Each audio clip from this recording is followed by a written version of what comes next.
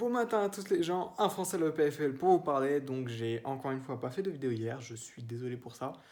Mais mon excuse cette fois, c'est que j'avais pas grand chose d'intéressant à vous raconter.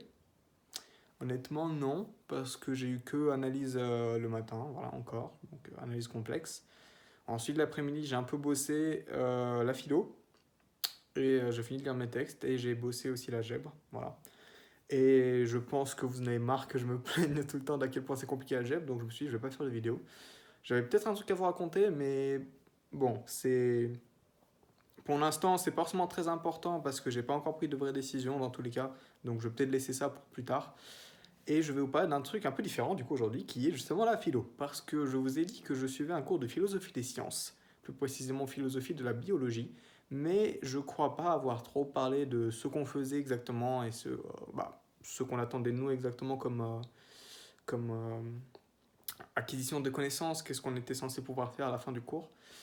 Et du coup, je vais en parler maintenant. Tout simplement, on étudie du coup la philosophie de la biologie, donc sur la base de textes écrits par le professeur, qui aborde, donc chaque semaine en fait, on a deux modules, donc qui abordent des questions un peu différentes à chaque fois, qui sont pour l'instant très liées à, donc, uniquement à la théorie d'évolution en elle-même, donc la base de ce que c'est que l'évolution, comment Darwin a créé sa théorie, sur qu'est-ce qu'il a influencé, donc quelles découvertes scientifiques notamment, que ce soit dans la biologie ou la géologie, parce que c'est quand même très important aussi. Là, on a aussi également parlé des fossiles, donc du rôle que pouvaient avoir les fossiles dans la confirmation ou l'infirmation de telles théories. Et on a vu que ce rôle était un peu des fois plus ambivalent qu'autre chose. On a également travaillé sur l'explosion cambrienne. Donc, s'il y en a qui ne savent pas ce que c'est une période dans l'histoire de la vie, donc qui se situe il y a entre moins 541 et moins 530 millions d'années, si je ne m'abuse, et qui était une période où la diversité des espèces a grandi vraiment d'un coup en l'espace de 10 millions d'années, d'un coup beaucoup exponentiellement. Donc avant, il y avait grosso modo pas grand-chose. Il y avait des êtres vivants depuis un bon moment, mais il n'y en avait pas beaucoup. Voilà, la diversité était franchement pas très grande. Et du coup, en l'espace de 10 millions d'années, pouf, ça a complètement explosé, limite. Et on est arrivé très très rapidement à une diversité comparable à ce qu'on a aujourd'hui. Donc depuis, c'est encore un peu augmenté, je crois, mais c'est comparable. Et du coup, on a vu exactement. On a discuté les pourquoi et le comment de telles explosions. Donc, est-ce que dans les théories actuelles, on saurait expliquer pourquoi d'un coup il y a eu ce genre d'explosion? Est-ce que ça poserait pas plus de problèmes qu'autre chose? Est-ce que ça critiquerait pas d'une certaine manière les théories de Darwin? Alors, on parle de ce genre de choses qui sont très intéressantes. Et en principe, ce qu'on doit faire, du coup, chaque semaine, c'est tout simplement lire les textes qui portent là-dessus. Et si on n'est pas sur le campus le mardi, c'est tout. Mais si on est sur le campus, en plus, on vient du coup discuter des textes qu'on a lus avec le professeur et les autres dans la classe. Et non, en vrai, à part ça, on doit également, si on veut, hein, bien sûr, c'est pas toujours une obligation, faire des feedbacks. Donc on a une remarque, une question à poser sur une partie du texte très précise. On peut directement envoyer un mail au professeur et soit il nous répond, soit on en parle en classe. Et en principe, jusqu'à il y a encore très récemment, c'était purement facultatif. Maintenant, c'est devenu obligatoire. Pourquoi? Parce que la note finale va être faite à la fois sur la base d'une évaluation, d'un contrôle, voilà, je ne sais pas comment vous voulez appeler ça, qui va être à la fin du semestre, et également un travail pendant le semestre. Et le travail pendant le semestre, ça devait être juste une question à laquelle on devait répondre, donc un travail écrit, mais il a remplacé ça par justement de tels feedbacks qu'on doit faire à n'importe quel moment sur n'importe quoi. Donc ça peut être une question qui est très pertinente et ça peut très bien servir de feedback, ça peut être un commentaire, donc sur un passage où on pense qu'on pourra ajouter des détails, ça peut être un passage où on n'est pas d'accord et du coup on le critique, ça peut être un peu n'importe quoi, donc on est assez libre, c'est cool.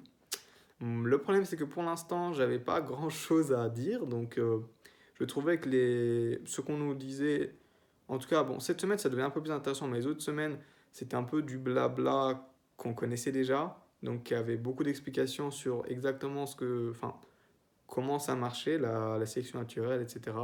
Et perso, je connaissais déjà relativement bien. Donc voilà, il y avait deux, trois éléments historiques qui étaient intéressants, mais en dehors de ça, il n'y avait rien de conceptuellement transcendant. Mais bon, j'imagine que ça va venir aussi avec le temps. Donc on va également aborder des sujets un peu différents, comme la notion d'espèce. Donc ça, c'est un grand débat en biologie. Qu'est-ce que exactement la notion d'espèce? Pourquoi est-ce que ça pose problème exactement? Pour ceux qui ont déjà fait un peu de SVT en terminale avec l'ancien programme, on avait un peu abordé la question, qui était très intéressante selon moi.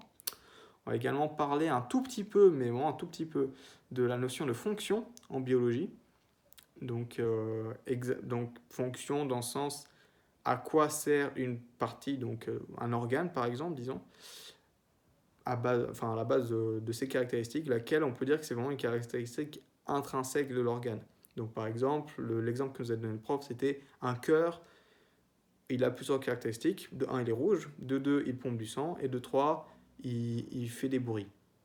Voilà, un peu bizarre, mais pourquoi pas. Et du coup, qu'est-ce qui est la caractéristique intrinsèque du cœur? Donc bon, on va dire que de manière assez logique que c'est pomper du sang. Mais ensuite, la question qu'on peut se demander, c'est est-ce qu'une telle fonction peut influencer l'évolution d'un tel organe?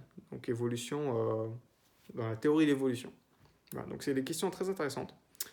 Je vais, je vais m'intéresser, je vous tiendrai au courant et informé de ce que j'apprends.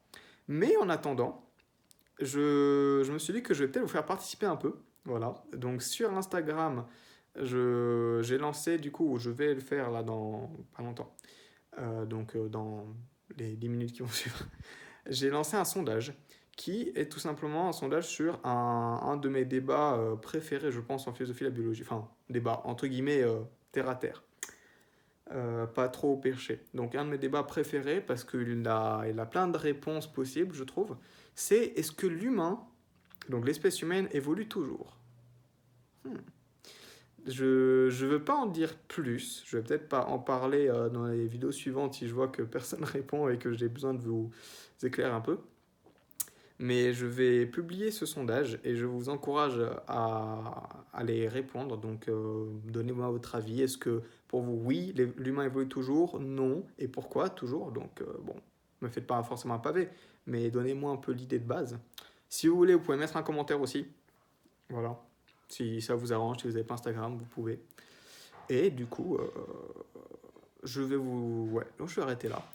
Je vous dis bonne soirée, merci de participer, merci de suivre la chaîne, merci de me soutenir, même quand je ne fais pas toujours des vidéos. Continuez à parler de la chaîne autour de vous, répondez à la bonne parole, il y en aura sûrement qui seront intéressés, même s'ils ne veulent pas faire des maths comme moi, pour faire de philo, qui sait. Et du coup, je vous dis à demain, et bonne soirée à vous. Ciao.